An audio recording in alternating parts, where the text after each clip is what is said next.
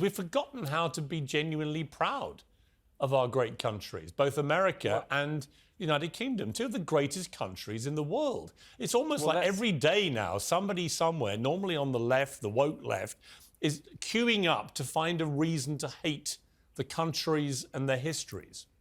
Well, it's a kind of grievance competition. Your guest earlier just tried to engage in it. I don't know what hurt she believes she's had from slavery. All of this was addressed 2 centuries ago. Everything has consequences. All history has consequences and ramifications. But, you know, if we were to play this fairly, we would at least look at all of the countries around the world that engaged in the slave trade who are simply not interested in any form of reparations. The Ottoman Empire, all the Arab countries who not just traded far more slaves than across the Atlantic, but castrated all the men so that there wouldn't be any more African slaves after them. They worked them to the bone. I see no interest across Africa in paying reparations for selling their brother and sister Africans into slavery or for working them to the bone to the present day. There is slavery across Africa today. In fact, there are more slaves in the world today than there were at the height of the transatlantic slave trade. So some of us are simply a bit bored of hearing people ripping at closed wounds and then crying about their hurt or their presumed hurt. Because everybody could do this. 1 million Europeans were stolen by North Africans over the course of decades of the North African Barbary pirate slave trade. Where would you end if you did that? The answer is you couldn't end, because nobody is alive who has actually suffered the hurt, and nobody is alive who did the wrong. And I'd make one other point, if I may. It's always the countries that people want to come to who are put through this struggle session.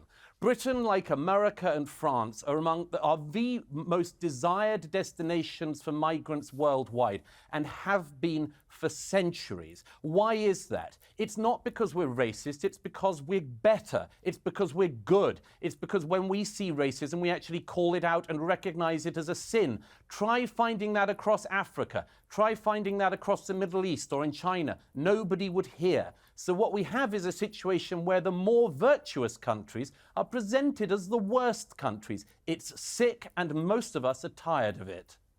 Thank you, Douglas. Whoa. People need to get over the past and focus on making their future better. Stop opening closed wounds and stop complaining about something every human group did. They're not going to go to Saudi Arabia. They're not going to go to any of these Arab nations and ask for reparations for the Arab slave trade. They're not going to do any of that. They're going to come to European countries because European countries are progressive enough to have an ear for it, and then they're going to complain.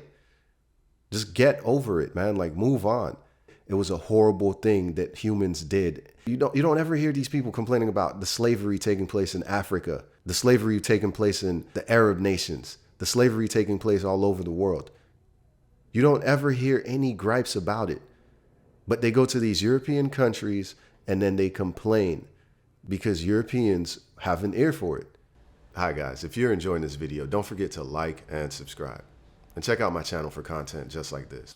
I am so sorry that Douglas is bored by the pain that has come from That's not what he said. Through slavery. He didn't say he didn't say tired. but what you're doing there, yeah, but hang on, Paula. Paula, you're being very bothered. disingenuous. That's not what he said. I am. And viewers aren't stupid. They know exactly what he said. He's not saying he's bored by the pain. He's saying, and I think it's a perfectly valid point, the pain that people who are alive today are claiming they're suffering for what happened 200 or 300 years, it's not a real pain.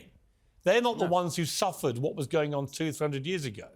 So in terms of justice for all, I mean, I think we'd all agree that there should be justice. Well, I'm not suffering from when the Normans invaded this country. Agree. I'm not suffering from what my ancestors went through. I noticed that I'm not being allowed to respond. Or from the Romans. In other words, where do you take this? I mean, should I now be feeling pain from what the Romans did to this country? In terms of slavery, I can take it to 2015, when the slave owners were compensated by the government. So I can take it to that extent. But where does your personal pain come? And I can say to you that I don't think that apologising is a bad thing. I think that apologising for a wrong is a good thing. I think that the Dutch royal family have done a fantastic thing in acknowledging what has gone wrong I hear you, but in society. I honestly think it'll make no difference at all.